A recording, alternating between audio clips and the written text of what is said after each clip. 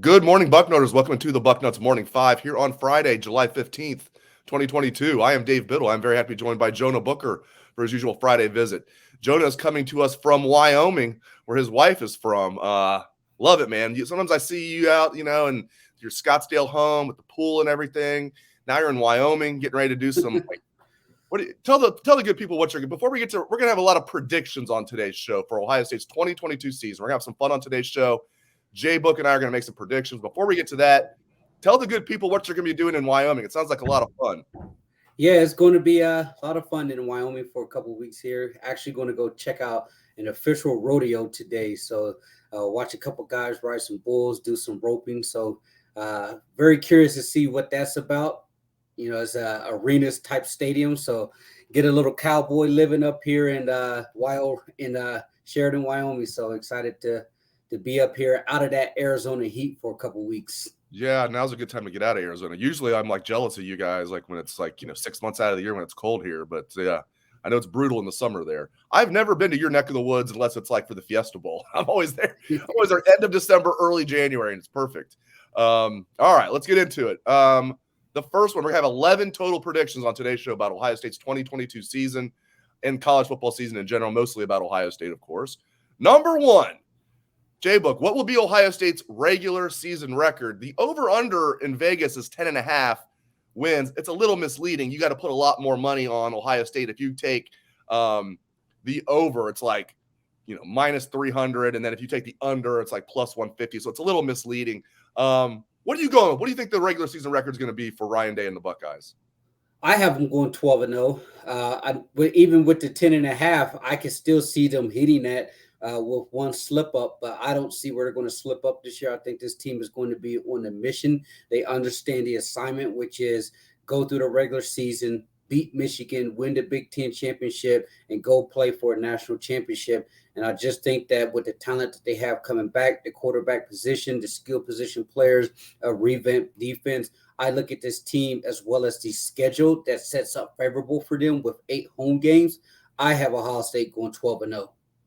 I thought long and hard about this. I almost went 11-1 because I could see them. I don't know who it would be, but I could see them slipping up one time this year, but still be all right. Still be Big Ten champs, win the Big Ten title. 12-1, Ohio State would go to the playoff. But I'm going to amend that because I go through it and I'm like, I know I'm going to pick them to win every game individually. So Yeah. I still think they could slip up and still finish 11-1 and still be okay. But I'm gonna agree with you. I thought about this. I'm gonna go 12-0 as well. Homer alert on today's show. But seriously, I mean, this is as good of an Ohio State roster as I've seen. It reminds me a lot of 2019 and a lot like 2019. I think they got the coaching staff in place. We had Jeff Hafley running the defense in 2019. Now with Jim Knowles, give me the Buckeyes going 12-0. All right, now if they did slip up, if there's going to be a close game, second prediction, what's going to be the Buckeyes' toughest regular season game in your opinion?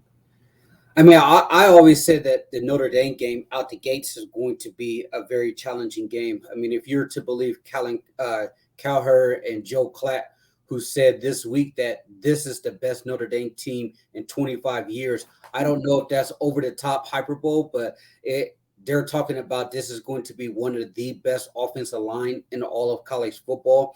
The quarterback position for Notre Dame is going to be a question mark. But one of the reasons why I say this is going to be a challenging game is for the simple fact that you're breaking in a brand new defense here. We all think that it's going to be better, but we don't know how well that defense will actually mesh right out the gates playing such a challenging opponent. Usually you'll have a FAU or Akron or Miami, Ohio that first week to break them in, and then you'll have your marquee game that second week, and you kind of get a feel for what you're actually doing once the bullets are live. But because this is going to be a very competitive Notre Dame game who's not going to back down, Marcus Freeman will have those guys ready to play. But because it's the first game, I think the Notre Dame game will be the most challenging one. I do believe the rest of the schedule is going to set up nicely. You got your blackout against Wisconsin, which is going to be your marquee game. So Ohio State will not be oversleeping that game. You have Iowa, which is going to have the Scarlet out. So Ohio State, they have some payback from Iowa from several years ago. We haven't played them in very long, but because the atmosphere is going to be electric, they're not going to oversleep that game. Penn State game, that's a day game. You're avoiding the whiteout trap.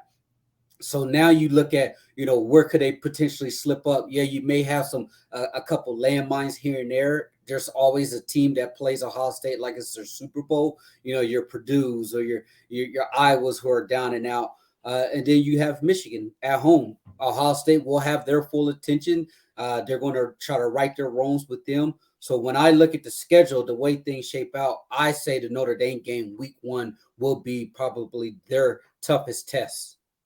Yeah, it's the toughest schedule that I can remember for Ohio State, ever. But it's fun. It's fun. And Ohio State, even though it's their toughest schedule, because Ohio State's roster is so stacked, they're going to be the favorite in every game. So I kicked around 3 strong possibilities here. Notre Dame, at Penn State, and Michigan. I think those are going to be the 3 toughest games in whatever order. I'll go at Penn State as the trickiest, not because I think Notre Dame and Michigan are better teams, but Ohio State gets both of them at the Horseshoe. And you're right. It would be an easy decision for me if it was a whiteout game, because it doesn't even matter how mediocre Penn State is.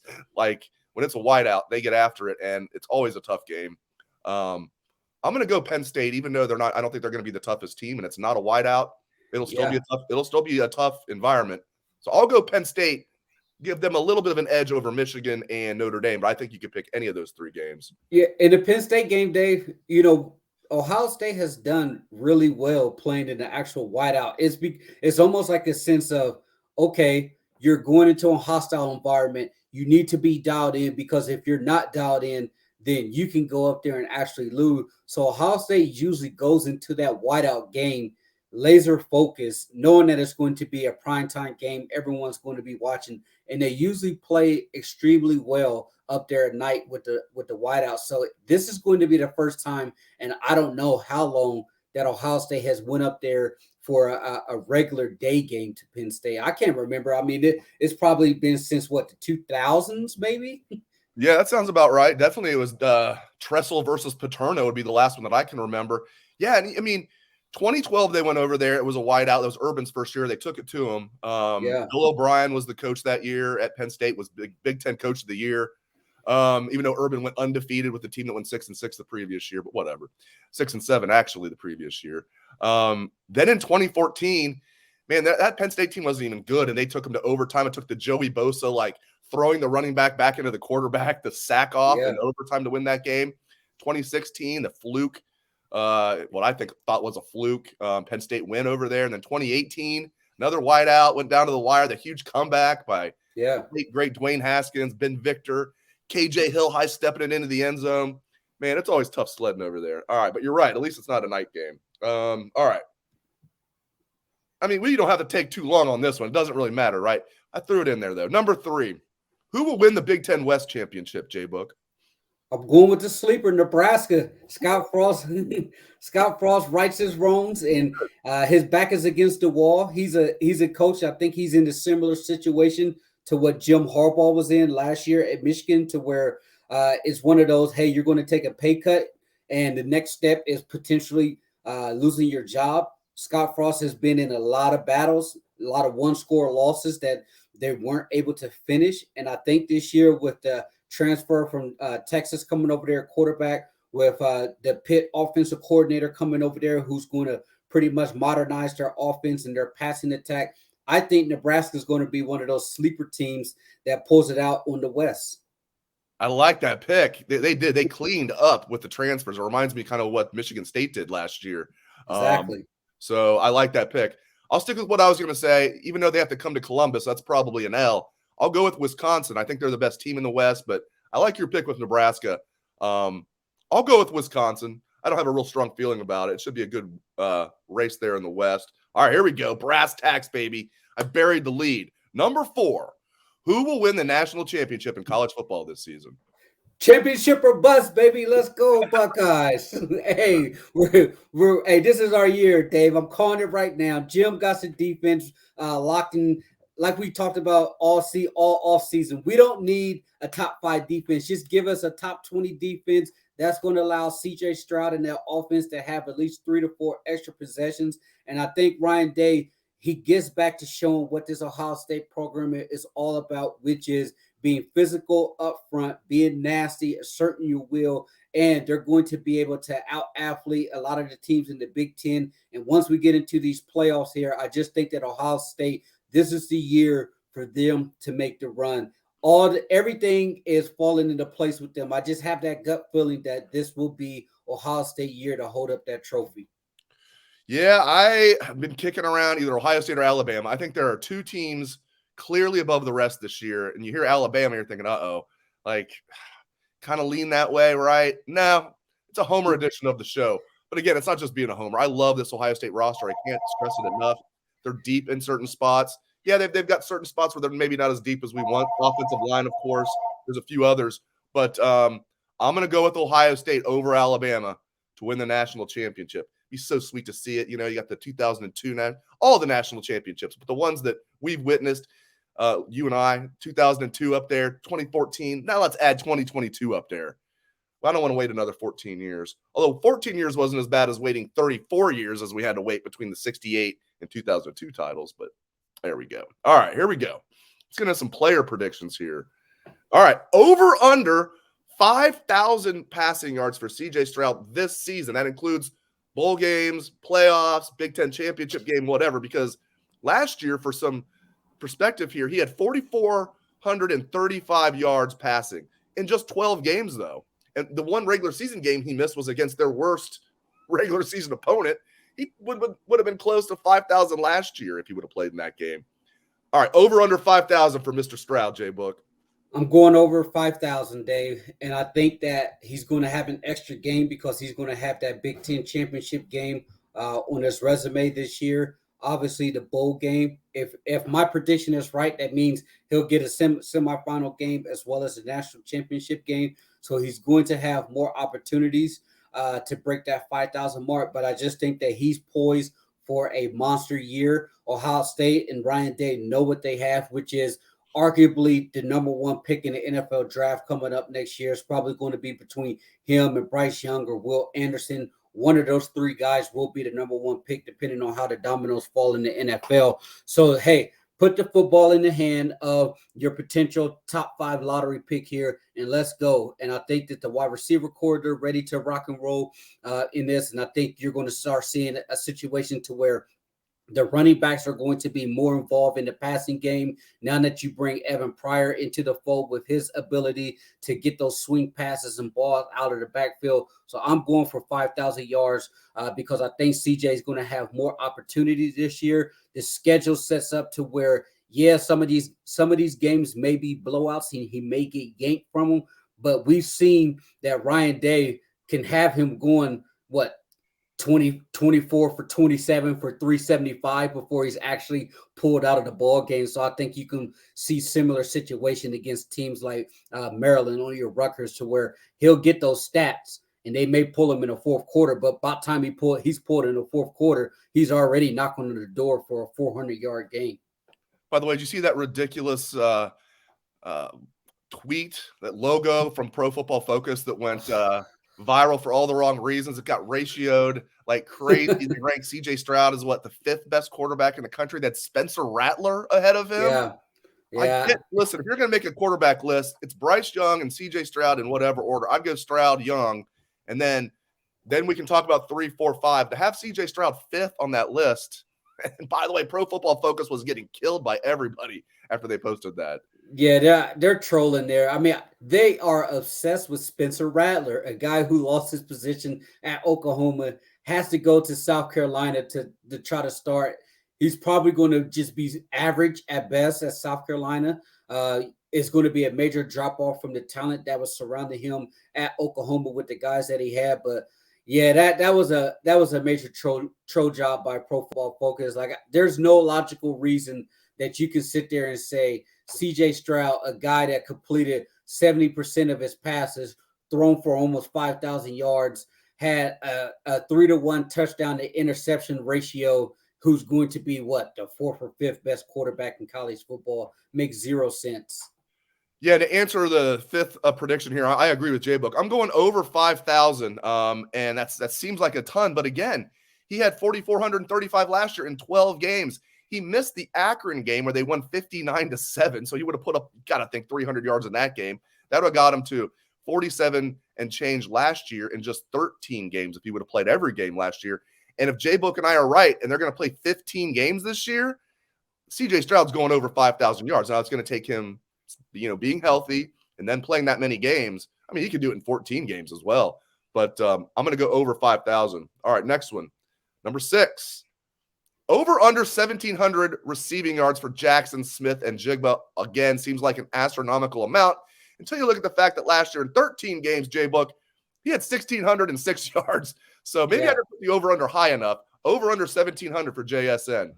I'm going to take the under on that one. I just think that, yes, CJ's going to throw for 5,000 yards, but JSN also had the benefit of having a lot of defenses focusing on Garrett Wilson and Chris Olave. So with that third guy, he was matched up typically against someone who was a total mismatch for him. A lot of teams weren't traveling their first corner to go and try to lock him up. Now he's going to be the sole attention of the defense. If you're a defensive coordinator, you're going to play Ohio State and say, make those other guys and Marvin Harrison Jr. and Emeka Egbuka show that they can play at a high level and make those guys show that they can actually beat you.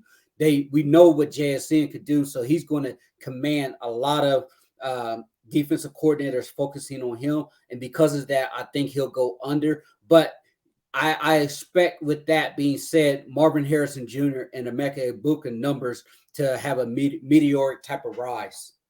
Yeah, I agree with you. I'm going to go just under. I think he's going to have similar to what he did last year. I'll go under 1,700 yards because of everything you just outlined. I mean, they're still going to spread the wealth around. Marvin Harrison Jr. is going to have a big year, relatively speaking. Emeka Egbuka is going to have a big year, relatively speaking. And they're also going to run the ball.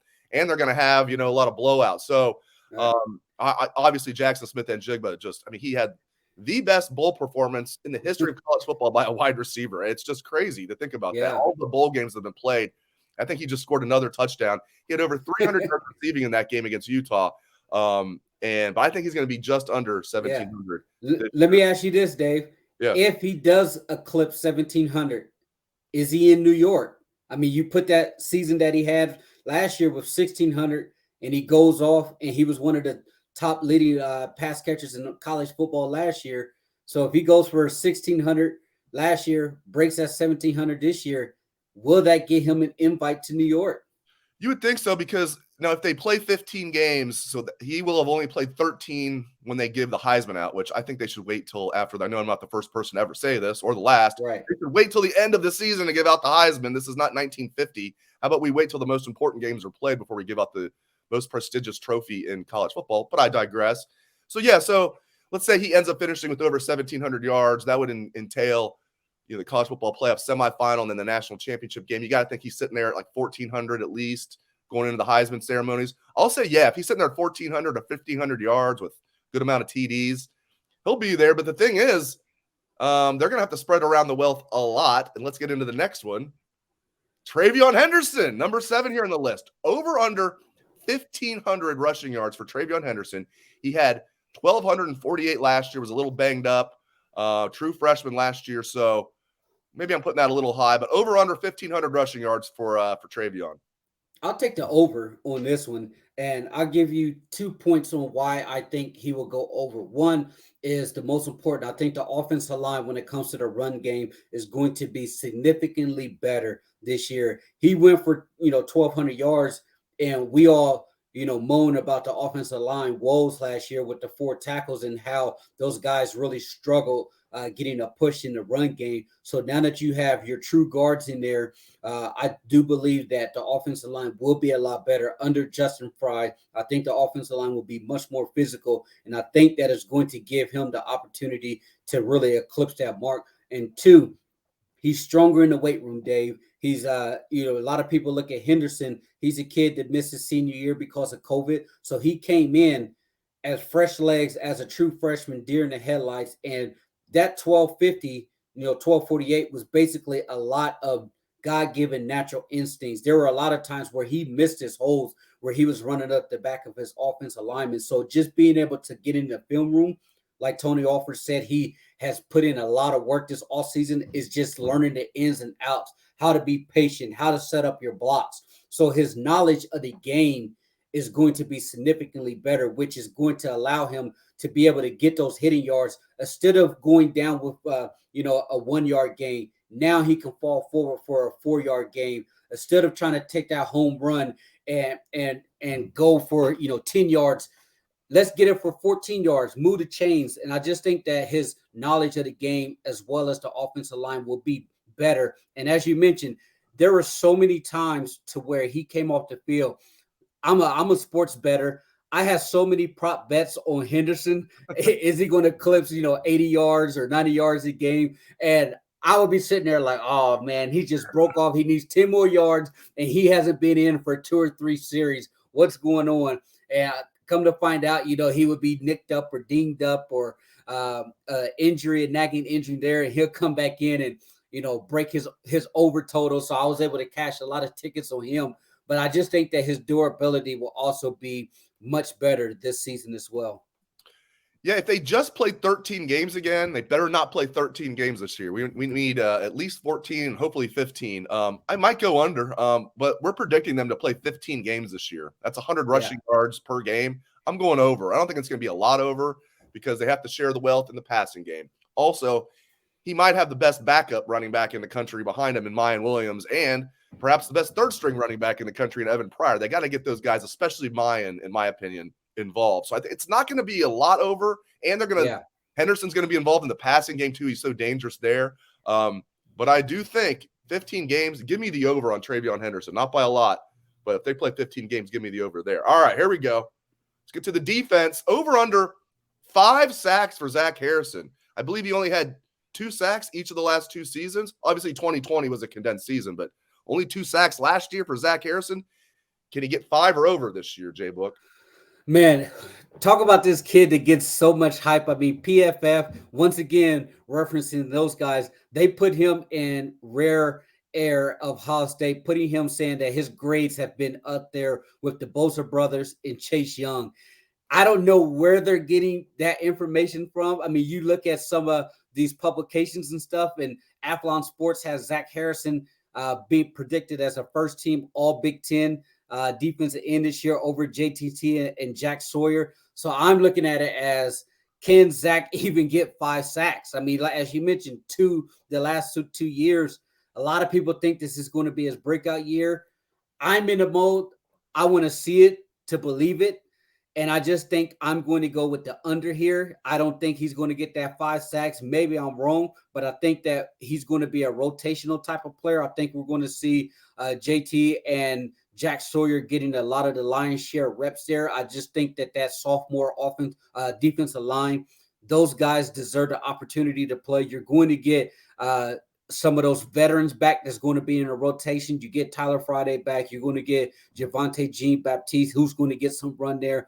So the opportunities for Harrison, he's going to have to make them count.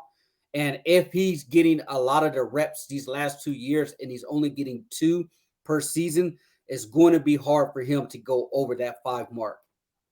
I'm going to go over because I don't think he's going to be a star this year. And we'll get to Jack Sawyer and JT in a moment with our next question, I believe. We'll see, unless you have a dark horse you're going to throw in there. Here's the thing. Jim Knowles is great about getting pressure on quarterbacks, causing sacks, tackles for loss. Now we're talking about sacks here. And I think those top 3 defensive ends are all going to play a lot. I think Jack Sawyer and JTT are going to have the better years compared to Zach Harrison. But I think he's going to be in there enough. And with the Knowles scheme, I think Zach Harrison – not going to be the stud that everybody wanted him to be coming out of high school. Not going to be a double-digit sack guy. But I see him getting 6 sacks this year. So I'm going to go over 5 sacks for Zach Harrison. All right. Don't you think he needs to really show? I mean, 6 sacks has to be, the mark for him, right? Yeah, I mean, and really, because I think he's going to have a solid year. If I had to pick, I think he's going to have like 7 or 8 sacks. So I think he's going to go over it by a decent amount. I hope you're right. But let's lead into the next one. Who will lead the team in sacks this year? I will definitely go with Jack Sawyer here. I just think that, as you mentioned, the scheme that he's going to play in under Knowles is going to allow him to really unleash his pass rushing ability there. I came close and I was going to say Tyleek Williams because I think Tyleek is a sleeper guy. And you look at Tyleek, he was right up there leading the Big Ten in sacks before he kind of fell off that cliff where he wasn't in the shape that they wanted him to be in. But when he was playing early on in the season, he was kind of pushing for the Big Ten sack leader if he can stay on the field for the duration of the season, and he's in the shape that they've told us that he's in right now. He has a shot to actually lead the team at sacks from the inside. But for the sake of conversation, if I'm going to go ahead and say that with my head, I'm going to go ahead and say Jack Sawyer. I think he's going to be the one who leads the team in sacks. I agree. I have Jack Sawyer jotted down as well. I think JTT is going to have a big year, but I think it's going to be Jack Sawyer. You know, they're going to use him as that Jack, that Leo, that kind of that walkout where he's going to be moving around, and they call it Jack of all trades and master of all. You can't be Jack of all trades and master of none. You got to be Jack of all trades and master of all of them, and he can do it. You know, he's bigger now. He can still run. He's just as fast, he says, and he's a lot bigger now. I mean, he's about 20, 25 pounds heavier than what he was last year, a lot stronger and still just as fast and quick. And with how they're going to use him, mixed with his skill set, yeah, I think Jack Sawyer is going to lead this team in sacks this year. I'll be disappointed if he's not a double-digit sack guy, especially playing in this scheme. All right. Who's going to lead the team in tackles, J Book? I'm going to – that's a tough one there, Dave. But I think it's because this is a safety-driven defense. I like Ronnie Hickman, who's going to lead the team in tackles again. I just think that with the defense being a back-to-front type of driven defense and the way that Jim Knowles is going to be able to move those safeties around, I like Ronnie Hickman being another 100-plus tackler this season. I was going to say Josh Proctor, but I just think that Proctor's going to be one of those guys that he's going to be your thumper, but I think Ronnie Hickman is going to have the opportunity to fly around all over the field with his versatility. Yeah, he led the team in tackles, as you mentioned, by a wide margin last year. I almost went with Ronnie Hickman. But maybe I have recency bias. Not that the Rose Bowl was that recent, but it was their most recent game. I'm going with Tommy Eichenberg. Both popped him up big time in the spring. Yeah. Like, made it really like no doubt. Like, they're going to have two starting linebackers, and Tommy's going to be one of them. And probably Steel Chambers is going to be the other. But Knowles talked him up a lot. And something happened. I thought Eichenberg was over his head as an Ohio State starting linebacker for most of last season. And then he was really, really good in the Rose Bowl. He's a big reason the defense played well in the second half. Defensive MVP, had 17 tackles in that game. And I think it'd be better for Ohio State if a linebacker leads the team in tackles instead of a safety. Yeah. But you're right, it's a safety-driven defense. I'll go with Tommy leading the team in tackles. All right. The final one here, number 11. Jay Book, you got to like this one as a former college DB yourself. Assuming it's going to be a DB, who will lead the team in interceptions this year? Give me Denzel Burke. I'm going with the young sophomore corner. I think that he's shown that he's a primetime player there. And the thing that you're going to really like about this defense, Dave, is the change in philosophy when it comes to the defensive backs. Instead of not finding the football, this defense is going to allow those defensive backs to be able to get their head around and actually see where the football is at. And so when that happens, it's going to give those guys a better opportunity to get their hands on the football. And with that type of technique change under Jim Knowles coming from Kerry Combs, the way he was teaching those defensive backs, I think Denzel Burke will have the opportunity to really break on that football as well as get his head around and give him more opportunities to be able to find the ball. Yeah, we're agreeing a lot on this show, but I'm not going to change my answer just because you said Denzel Burke. I also have Denzel Burke jotted down. I think Cam Brown's going to have a big year. Jordan Hancock is a guy that is a dark horse candidate, maybe not even a dark horse candidate. Right. He's just a candidate to lead the team in interceptions because I think all three of those top corners are going to play a lot. Jordan Hancock might be technically a backup, but I think he's going to basically play starter snaps. J.K. Johnson, they like him as that number 4 corner. They only have 6 scholarship corners on the entire roster, which we've never seen that before. And 2 of them are true freshmen.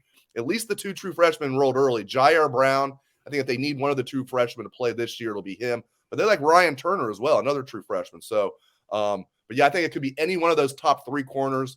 But I will go with Denzel Burke from right there. From where's he from, J Book? Oh, Scottsdale, Arizona. You know that place pretty well. Hey, well, great stuff out of J Book. You say hi to the rodeo clowns for me later today there in Wyoming. Appreciate your insights as always. Thank you to Jay Book. Thank you to all the listeners and viewers out there for tuning in the show. We appreciate that very much.